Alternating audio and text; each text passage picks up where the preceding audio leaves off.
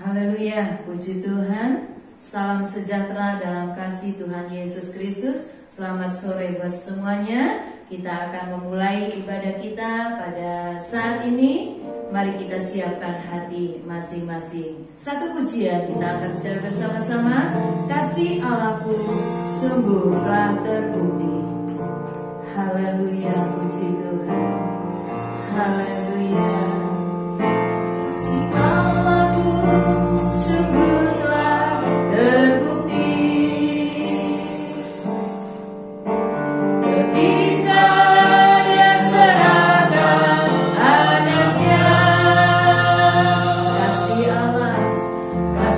Allah berkorban bagi kau dan aku. Tak ada kasih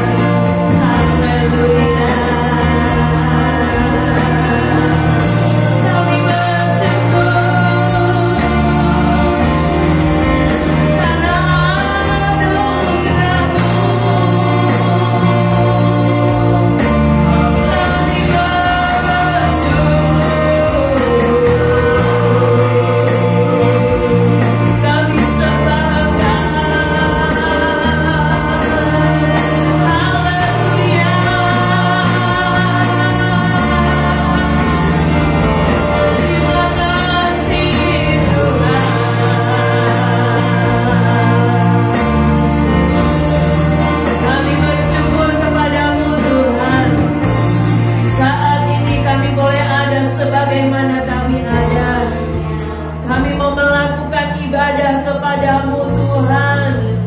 Perkenankanlah ibadah kami. Kami boleh menikmati hadirat-Mu ya Tuhan. Haleluya. Mengampuni dosa, mengampuni salah kami, supaya Tuhan saat kami masuk di dalam ibadah ini, kami benar-benar alami kehadiran Tuhan, kehadiran Roh Kudus dalam setiap pribadi-pribadi kami. Seluruh jemaat diberkati Tuhan. Haleluya. Kami akan memulai ibadah ini dan memperalaskannya di dalam nama Tuhan Yesus Kristus, Allah kami yang hidup. Haleluya.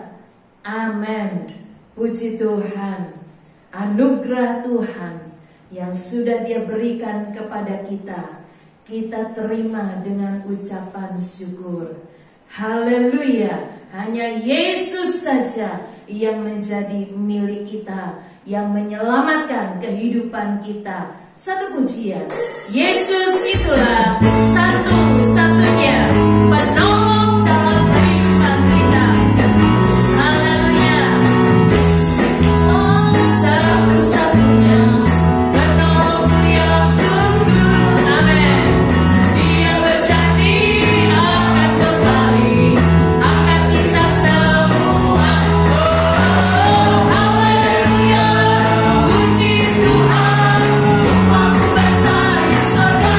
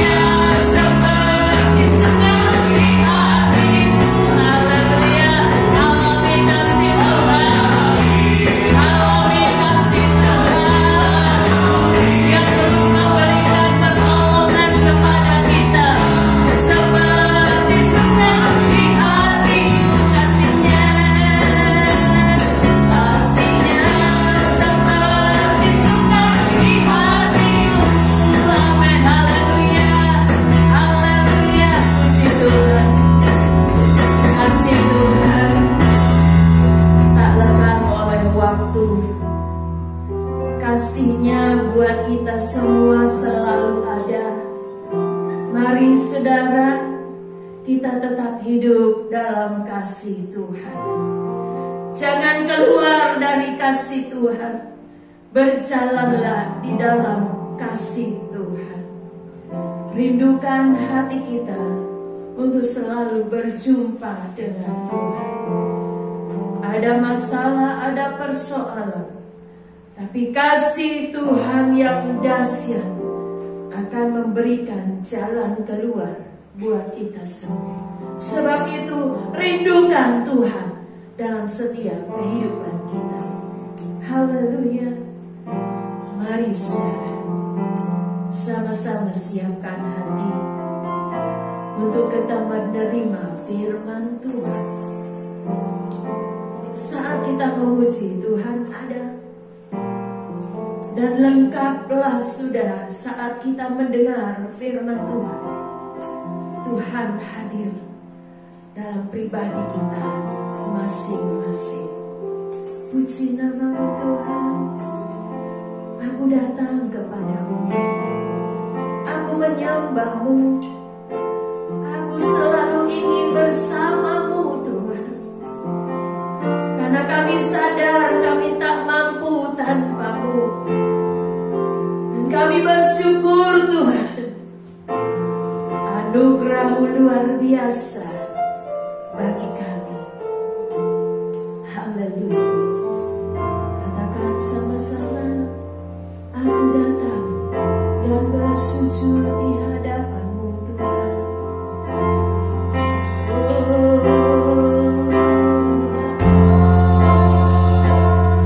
Dan ku bersujud di hadapan-Mu,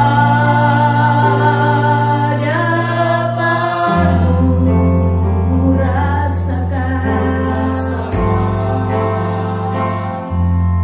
indah hadirat-Mu.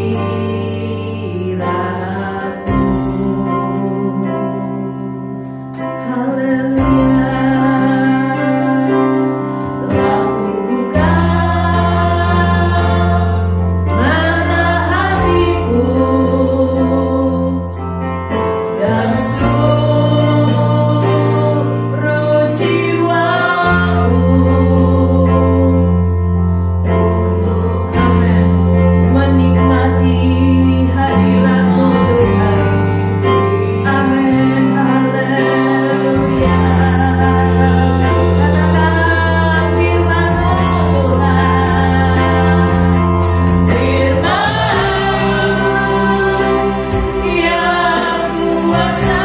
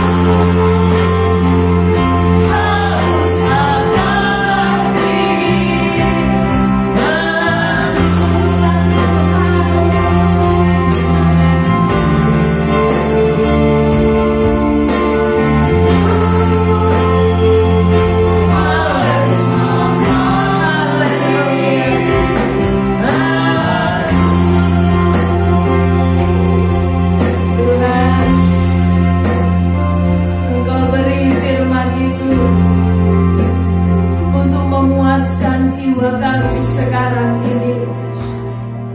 Dan kami pun siap untuk menerimanya Tuhan. Engkau pakai hamba-Mu dan urapi hamba-Mu yang Tuhan percayakan untuk menyampaikannya.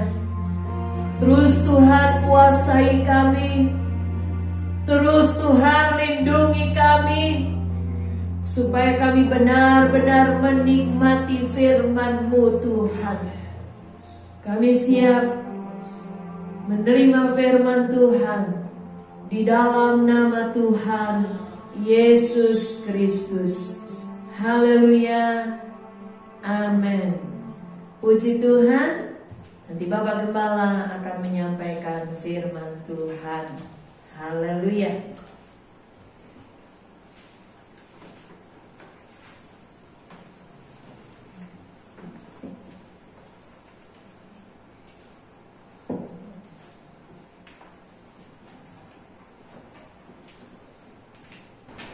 Haleluya, puji Tuhan. Selamat sore, salam sejahtera di dalam kasih Tuhan Yesus Kristus.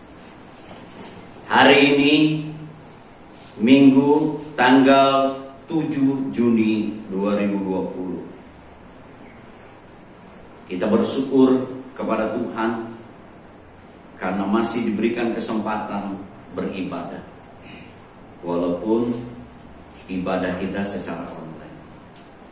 Istimewa hari ini ibadah kita disertai dengan perjamuan Tuhan.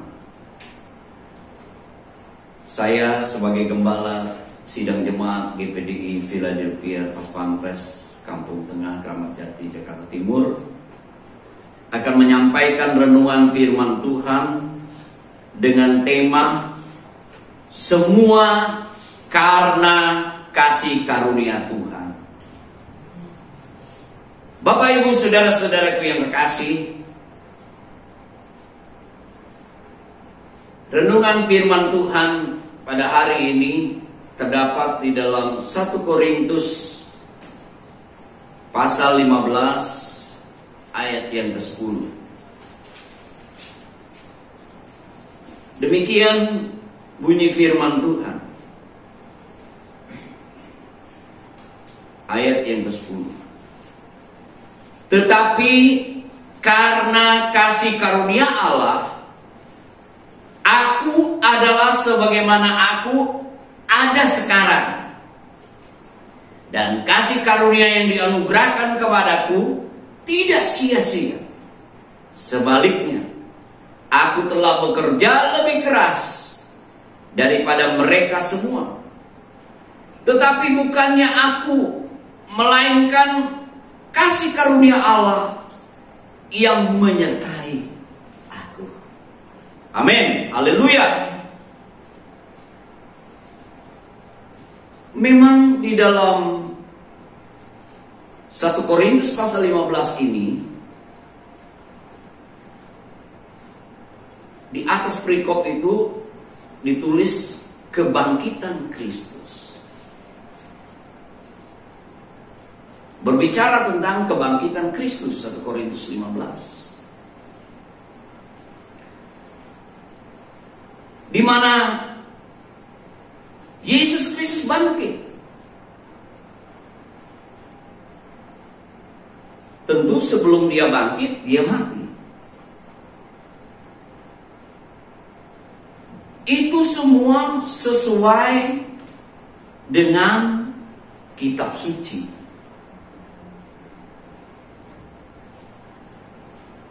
Sudah dibicarakan dan digenapi. Dan dikatakan juga bahwa kebangkitan Tuhan Yesus disaksikan. Banyak saksi. Karena setelah dia bangkit, dia menampakkan diri. Firman Allah katakan lebih dari 500 orang. Jadi ada saksi-saksi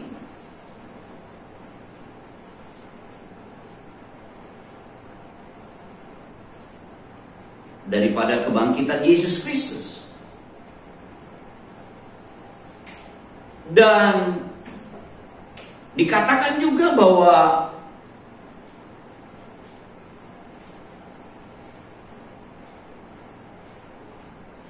Paulus adalah orang yang terakhir di mana Yesus menampakkan diri.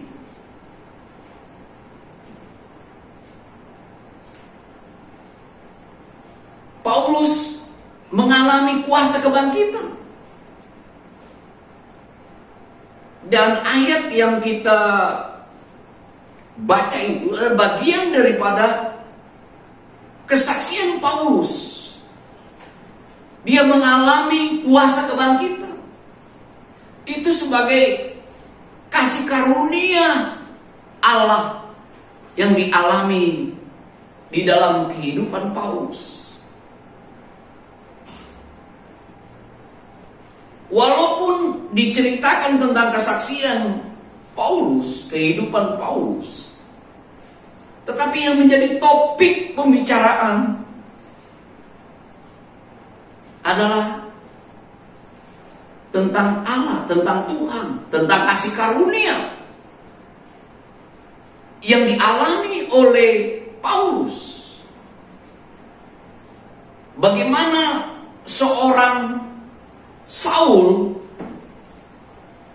penganiaya jemaat, mengalami suatu perubahan, transformasi di dalam kehidupannya, sehingga dia dinamakan Paulus karena kehidupannya diubahkan oleh Tuhan, mengalami perubahan, mengalami pemulihan. Mari kita membaca sebelum ayat yang ke-10, ayat 8. Dan yang paling akhir dari semuanya, ia menampakkan diri juga kepadaku, sama seperti kepada anak yang lahir sebelum waktunya. Ayat 9. Karena aku adalah yang paling hina dari semua rasul, bahkan tidak layak disebut rasul, sebab aku telah menganiaya jemaat Allah. Ayat 10. Tetapi karena kasih karunia Allah, aku adalah sebagaimana aku ada sekarang. Dulu Saulus, sekarang namanya Paulus. Paulus mengatakan sekarang dia ada karena kasih karunia Tuhan. Dia mengalami kasih karunia Tuhan. Di dalam ayat-ayat kitab suratan-suratan dari Paulus yang lain, dia mengucap syukur buat kasih karunia Allah yang dialami di dalam kehidupannya. Sekarang hidup yang dijalani itu karena kasih karunia Tuhan. Tuhan telah mengubahkan kehidupannya. Yang dulu seorang penganiaya, hidupnya diubahkan. Sebab itu dikatakan dia sebenarnya adalah orang yang paling hina dari semua rasul dan tidak layak disebut rasul. Karena kalau kita memperhatikan dulu kehidupannya dulu, Saulus ini, saudara-saudaraku, dia melakukan kejahatan. Seorang penganiaya jemaat. Kita ingat peristiwa Stefanus di dalam Kisah Rasul pasal ke-7, di dalam ayat-ayat yang terakhir, ayat-ayat terakhir pasal yang ke-7 itu, Kisah para Rasul pasal 7 ayat yang ke-58. Demikian firman Tuhan, mereka menyeret ia keluar kota, lalu melemparinya. Yang diseret, yang dilempari ini adalah Stefanus. Dan saksi-saksi meletakkan jubah mereka di depan kaki seorang muda yang bernama Saulus. Memang Saulus tidak secara langsung menganiaya, membunuh Stefanus. Tetapi ayat 1 Kisah Para Rasul pasal 8, ia Saulus juga setuju bahwa Stefanus mati dibunuh. Dia tidak secara langsung, tapi dia benci, dia marah, dia iri kepada Stefanus.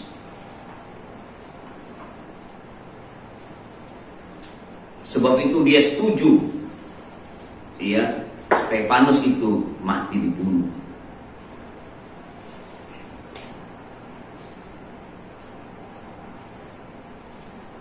Dan juga dikatakan bahwa Saulus ini meminta surat kepada pemimpin-pemimpin, ya, di dalam Kisah Rasul pasal yang ke-9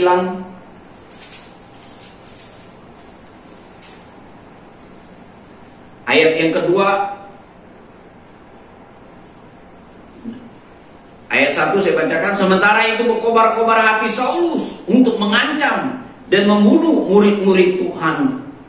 Ia menghadap imam besar dan meminta surat kuasa daripadanya untuk dibawa kepada majelis-majelis Yahudi di Damsyik, supaya jika ia menemukan laki-laki atau perempuan yang mengikuti jalan Tuhan, ia menangkap mereka dan membawa mereka ke Yerusalem. Kita melihat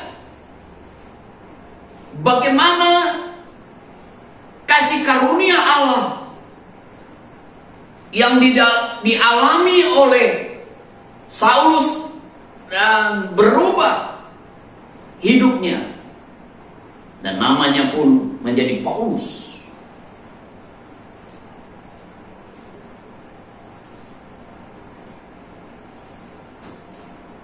Karena dia diubahkan oleh Tuhan, itu sebagai kasih karunia Tuhan. Mengucap syukur dengan keadaannya yang ada. Bapak, Ibu, saudara-saudaraku yang terkasih, Paulus tidak dibayang-bayangi dengan kehidupan yang lama sebagai penganiaya, tapi dia bersyukur. Ya, dia orang yang paling hina, sebenarnya tidak layak dijadikan menjadi rasul, menjadi alatnya Tuhan, diubahkan oleh Tuhan. Bapak, Ibu, saudara-saudaraku yang terkasih, demikian juga dengan kehidupan kita. Jangan terus kehidupan kita dibayang-bayangi masa lalu kita yang buruk, yang jahat. Tetapi kalau kita terus dibayangi dengan kehidupan kita masa lalu kita, maka kita akan selalu, ya, bersungut-sungut, menggerutu, kecewa. Tapi biarlah kita melihat kehidupan kita yang sekarang, karena kasih karunia Tuhan. Tuhan telah menyelamatkan kita, mengampuni dosa kita. Kita mengalami kuasa kebangkitan. Istimewa hari ini kita memperingati akan kematian Tuhan lewat perjamuan Tuhan, kasih-Nya yang begitu besar. Ya, yang akan kehidupan kita. Paulus, ya, kita tahu bagaimana ya kehidupannya yang diubahkan oleh Tuhan. Kalau kita membaca Filipi pasal yang ketiga,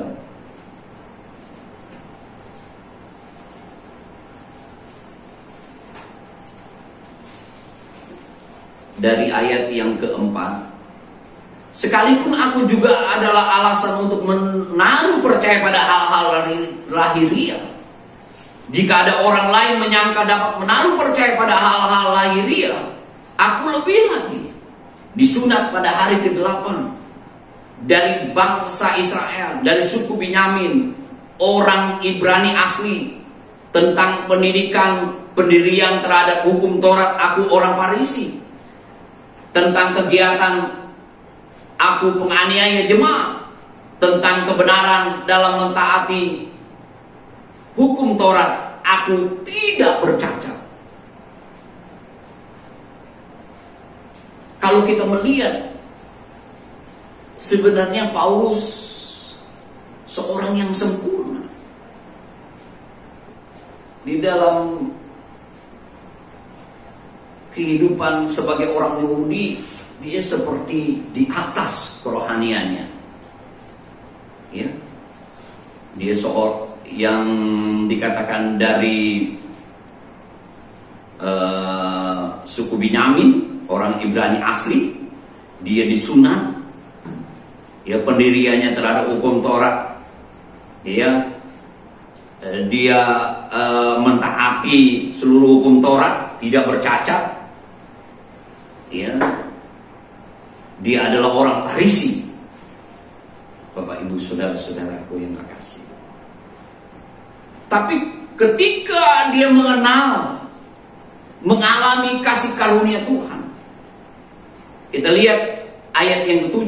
Tetapi apa yang dahulu merupakan keuntungan bagiku, sekarang ku anggap rugi karena Kristus. Malahan segala sesuatu ku anggap rugi karena pengenalan akan Kristus Yesus, Tuhanku lebih mulia daripada semuanya.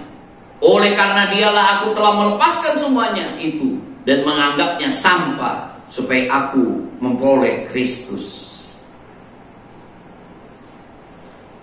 Secara luar seperti orang berohani. Pernah Yesus waktu ada di muka bumi ini menegur orang-orang Farisi. Mereka seperti kuburan yang bersih putih, tapi di dalamnya penuh tulang belulang. Dikatakan bahwa mereka adalah orang-orang munafik. Begitu juga Paulus. Kelihatan seperti orang rohani, sempurna. Tetapi saudara-saudara hidup di dalam kemunafikan. Ya. Dan ketika dia mengalami kasih karunia daripada Tuhan, hidupnya diubahkan. Pikirannya, kata-katanya, hidupnya diubahkan oleh Tuhan. Teologinya diubahkan oleh Tuhan. Ketika dia mengenal Yesus Kristus yang mati dan bangkit, dia mengalami hidup di dalam kasih karunia Tuhan.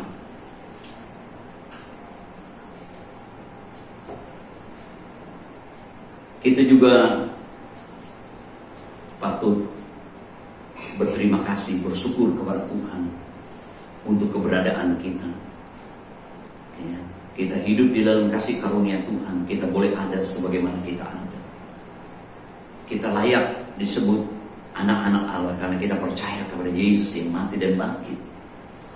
Kita memperoleh kehidupan yang kekal, memperoleh keselamatan, penebusan daripada Dia. Kita diberi hak menjadi anak-anak Allah. Segala perjanjian, janji-janji Tuhan diberikan. Kita mempunyai janji-janji Tuhan dan pengharapan daripada Tuhan. Bapak, Ibu, saudara-saudara, Paulus mengatakan juga, bukan saja sekarang dia ada di dalam kasih karunia Tuhan. Dikatakan di dalam 1 Korintus pasal yang ke-15 ayat 10 ini, kata kasih karunia Tuhan ini sampai 3 kali dibicarakan. Ya, dalam bahasa aslinya karis. Ya, kasih karunia, anugerah, kemurahan Tuhan. Ya, sampai berulang-ulang. Kalau sampai 3 kali itu kita perlu perhatikan. Ini menjadi kesaksian, pengalaman hidup daripada Paulus. Sekarang dia ada karena kasih karunia Tuhan. Dan kalau dia bisa bekerja menjadi rasul, itu karena Tuhan merubah dia karena kasih karunia Tuhan. Ya. Buat pertobatannya, untuk pelayanannya, dia katakan dia tidak menyia-nyiakan kasih karunia itu. Ya, tidak menjadi kosong. Begitu juga di dalam kehidupan kita, orang-orang percaya. Kita tidak mau menyia-nyiakan kasih karunia. Biarlah kita hidup di dalam kasih karunia Tuhan. Paulus mulai mengalami hidupnya di dalam kasih karunia Tuhan. Terus dialami dan dia tetap terus. Allah memulai dan Tuhan menyempurnakan di dalam kehidupan kita. Ya. Kasih karunia yang dialami Paulus tidak pernah ada jeda atau tamat. Dia terus alami. Terus kasih karunia itu bekerja di dalam kehidupannya, Bapak Ibu. Dan dikatakan bukan saja kasih karunia mengubah hidup dia, memulihkan hidupnya sehingga dia dapat bekerja lebih keras. Dia diubahkan menjadi alatnya Tuhan. Kita juga diingatkan hari-hari ini dengan ketuangan Roh Kudus. Roh Kudus yang menyertai kita mengganti posisi Yesus Kristus. Tuhan mau kita menjadi saksi karena dia melengkapi dengan kuasanya. Biarlah kita terus tetap ada di dalam kasih karunia Tuhan. Dan dikatakan, yang terakhir dikatakan bahwa kasih karunia itu menyertai aku.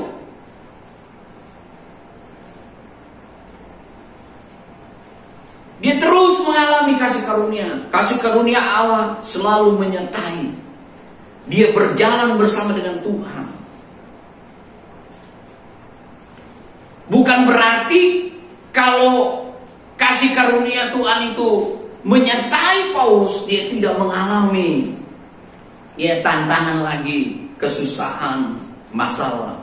Tetapi Bapak Ibu, kalau kita baca di dalam Korintus juga, berapa banyak kali dia ada di dalam kekurangan, berapa banyak kali dia di dalam masalah, tantangan, penderitaan, penganiayaan dan lain-lain. Saudara-saudara, terima kasih.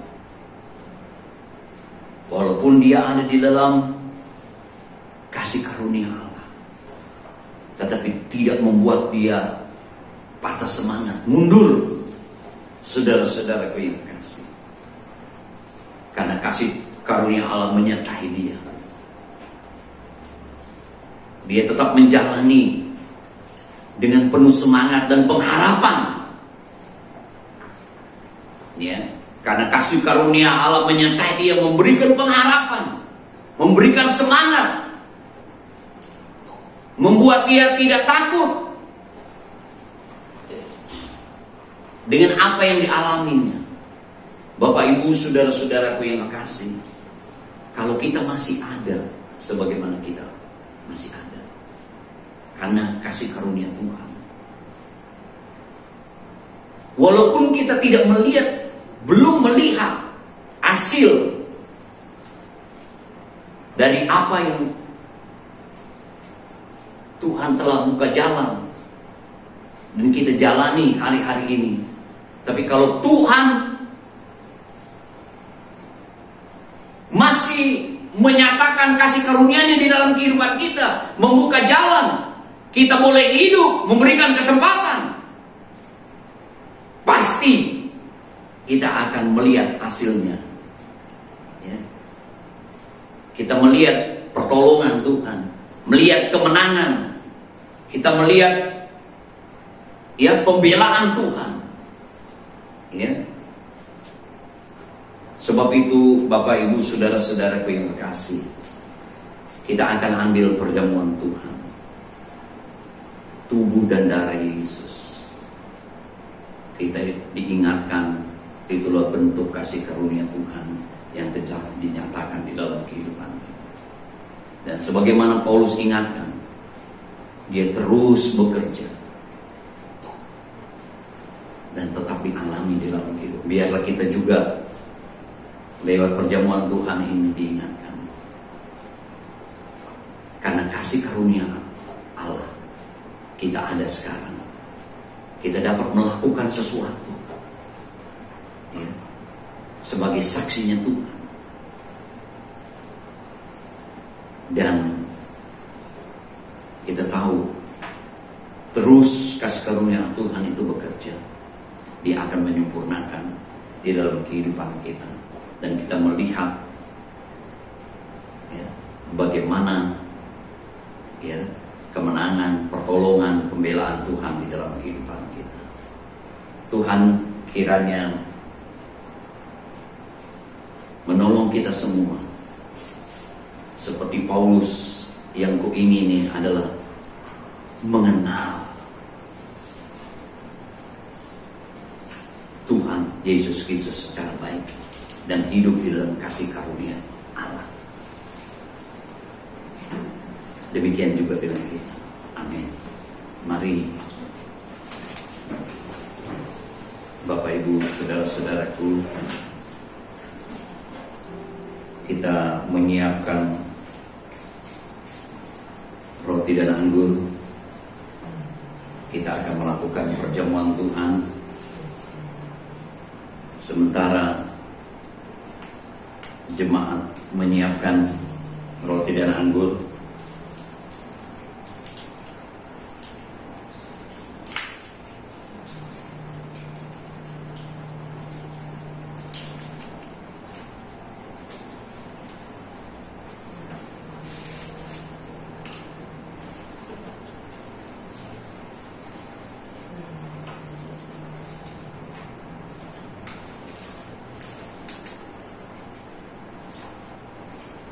kalau semua sudah membuka plastik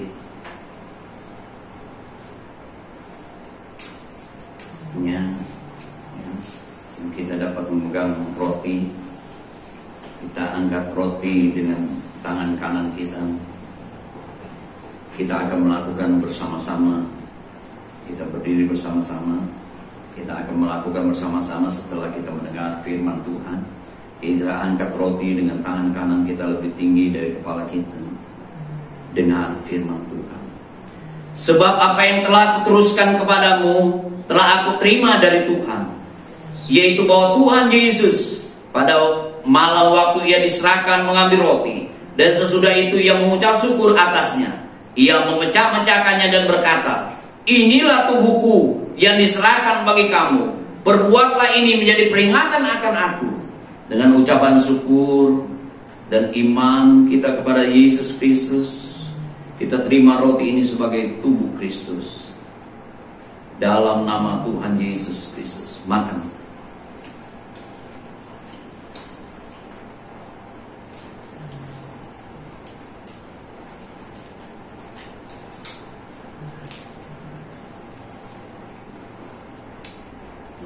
Mari kita pegang, mengangkat calon minuman.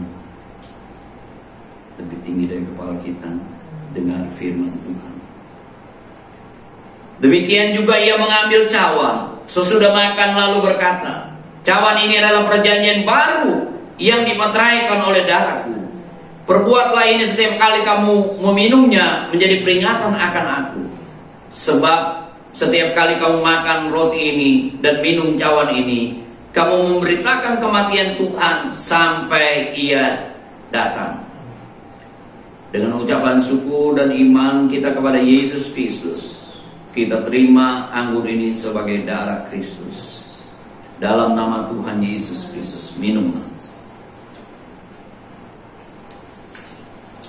Haleluya, haleluya, haleluya, haleluya, haleluya. Kita datang kepada Tuhan, menyembah Dia. Haleluya, haleluya, haleluya, haleluya.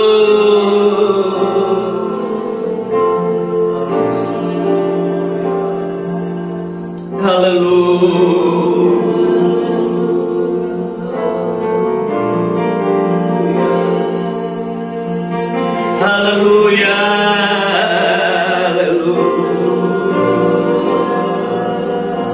ketika kita memahami kita ada di dalam kasih karunia Tuhan, hidup yang sekarang kita jalani,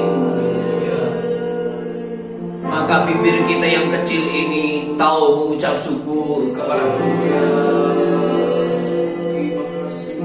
Haleluya, haleluya, haleluya.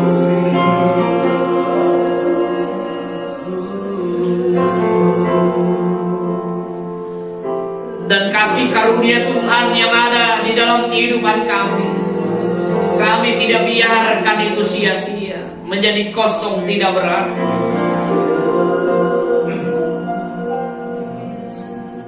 Kami mau hidup di dalam satu perubahan. Kata-kata kami, pikiran kami, hidup kami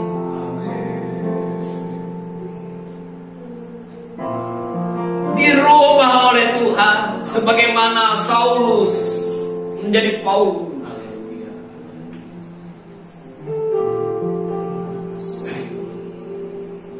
Kami tahu Tuhan bersama dengan kami. Tuhan ada di pihak kami. Kasih karunia-Mu menyertai kami. Kami tidak perlu takut, khawatir, hidup di dalam kepesimisan, di dalam kekecewaan. Kami punya pengharapan karena Tuhan bersama dengan kami. Karena kasih karunia-Mu menyertai kami selalu. Dan pasti pada waktunya Tuhan, kalau Tuhan sudah buka jalan, Tuhan masih memberikan kesempatan, kami melihat hasil daripada pekerjaan Tuhan, kuasa Tuhan di dalam kehidupan kami, menjadi pengharapan kami, membuat kami semangat untuk tetap menjalani hidup di hari-hari ini. Kami melihat pertolongan, pembelaan Tuhan, mujizat Allah, kesembuhan. Engkau Yehova Yireh mengadakan segala sesuatu. Engkau menghibur kami. Terima kasih Tuhan. Tolong kami semua jemaat-Mu, jemaat GPD Philadelphia, maupun semua yang mendengar, menonton secara online.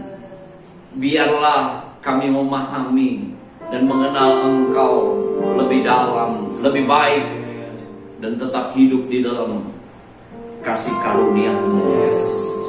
Terima kasih Tuhan Yesus. Terima kasih Tuhan, Engkau menjamah kami, menolong kami, seluruh jemaat-Mu, semua kami yang melihat, menonton secara online. Di dalam nama Tuhan Yesus, kami hidup di dalam kasih karunia. Kami mengalami perubahan demi perubahan yang senantiasa menyenangkan hati Tuhan. Menjadi alat-Mu, garam dan terang di tengah-tengah dunia ini, hari-hari ini. Dan kami tahu kami tidak gentar.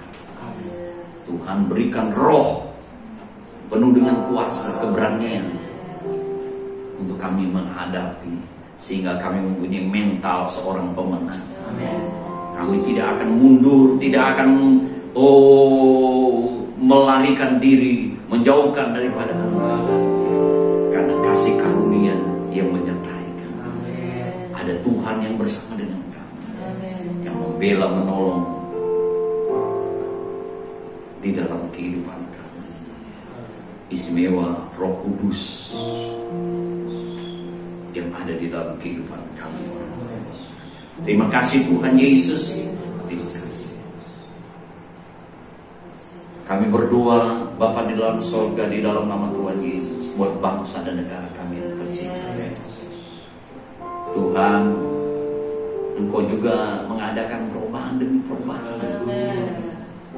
Karena kuasa Tuhan, kasih karunia Tuhan ada pada bangsa dan negara kami. Secara khusus ada di dalam kehidupan umat-Mu Tuhan Yesus. Tuhan berikan hikmat roh takut akan Tuhan kepada pemimpin-pemimpin kami, kepada Bapak Presiden kami, Bapak Insinyur Joko Widodo, sama seluruh jajaran aparat dan pusat kediri, secara khusus kepada gubernur kami, Gubernur DKI Bapak Anies Baswedan. Tuhan berikan hikmat, kebijaksanaan dari surga dan roh takut akan Tuhan di dalam menyelesaikan hari-hari ini untuk virus COVID-19 dan untuk bangsa kami ini Tuhan. Biar kami boleh bangkit, mengalami perubahan Tuhan Yesus,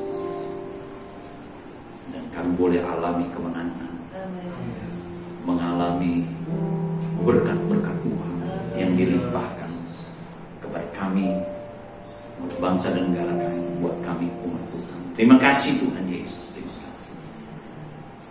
Bapak Ibu Saudara-saudara, angkatlah kedua tangan. Kita semua menerima berkat anugerah dari Allah Bapa, kecintaan kasih sayang dari Yesus Kristus, kekuatan persekutuan pimpinan Roh Kudus, mulai sore hari ini, besok sampai selama-lamanya, di dalam nama Tuhan Yesus Kristus. Haleluya, haleluya, amin. Selamat sore, Tuhan